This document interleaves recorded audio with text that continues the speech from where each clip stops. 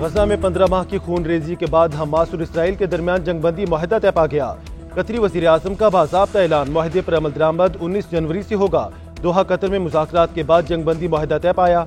नौमुंतखब अमरीकी सदर ट्रंप का जंगबंदी मुआहदे का खैर मकदम, कहते हैं मशरिक़ वुस्ता में यरगमालियों की रिहाई का मुआहदा तय पा गया।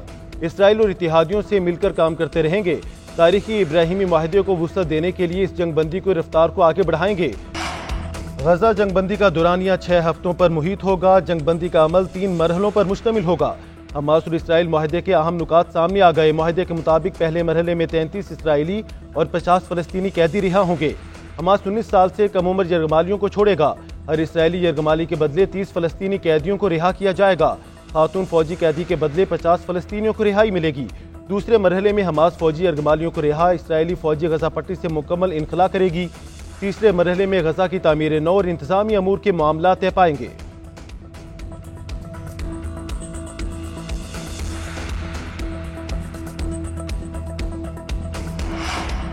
अमरीकी सदर जो बाइडन का गजा में जंगबंदी मुआहदे का खैर मकदम, न्यूज़ कॉन्फ्रेंस में कहा अमरीका ने बेहतरीन सिफारशकारी की। मुआहदा अमरीकी इंतजामिया के तहत तैयार हुआ। 6 हफ्तों बाद अगले मरहले में अमरीकी यरगमालियों की रिहाई शामिल है। जंगबंदी उस वक्त तक जारी रहेगी जब तक मुज़ाकरात जारी रहेंगे, लेकिन इसकी शराइत ट्रंप टीम के जरिए नाफिज की जाएंगी। गजा जंगबंदी के लिए मेरी टीम और ट्रंप ने मिलकर काम किया। लिबनान में जंगबंदी और ईरान के कमजोर होने के बाद हमास पर दबाव शदीद था।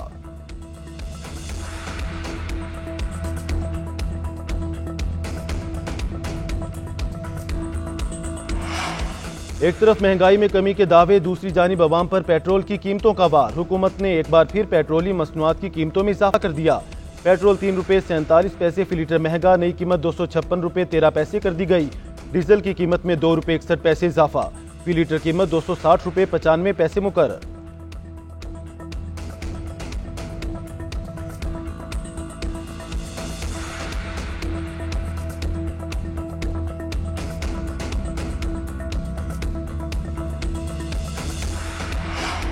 हुकूमत और अपोजिशन के दरमियान मुज़ाकराती बैठक आज फिर सजेगी। पाकिस्तान तहरीक इंसाफ तीसरी नशिस्त पर तहरीरी तौर पर मुतालबात पेश करेगी। Party chairman barrister Gauhar dialogue में खुशखबरी के लिए पुरुमीद, कहते हैं हुकूमत नेकनियती और संजीदगी से बैठे तो तमाम मसाइल का हल निकल सकता है। सियासी इस्तेहकाम के लिए बानी समेत सियासी कैदियों को रिहाई मिलनी चाहिए। अपोजिशन लीडर उमर अयूब बोले, डील ना ढील दोनों चीजें वाज़ेह की हुई हैं। 9 मई और 26 नवंबर के कमीशन की तश्कील सीनियर तरीन जज के जरिए हुई।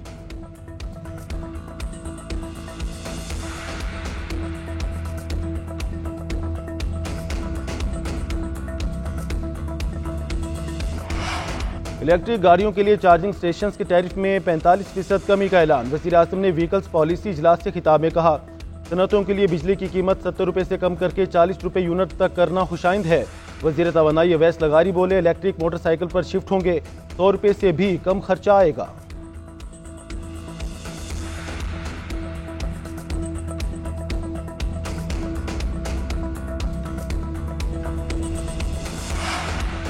फौजी अदालत में दहशत गर्दों के ट्रायल के लिए आइन में तरमीम क्यों करना पड़ी, हम नीयत को भी देख सकते हैं। जुर्म करने वाले का मकसद क्या था।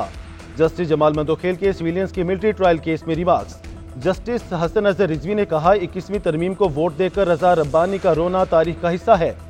जस्टिस जमाल मंदोखेल ने रिमार्क्स किए, रजा रब्बानी ने खुद अदालत में बताया था कि उनके हाथ पांव बंधे हुए थे।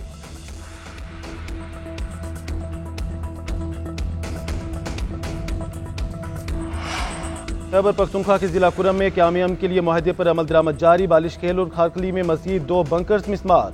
मजमूई तौर पर गिराए जाने वाले बंकर्स की तादाद 6 हो गई। लोअर और सेंट्रल कुरम समेत दीगर इलाकों में मजमूई तौर पर 700 से जायद बंकर्स कायम हैं। पारा चिनार के लिए जरूरी अशिया से लदे ट्रक क्लियरेंस के मुंतजिर। जिले इंतजामिया के मुताबिक मजीद 40 से 50 ट्रकों को पारा चिनार और 30 को अलीजेई रवाना किया जाएगा।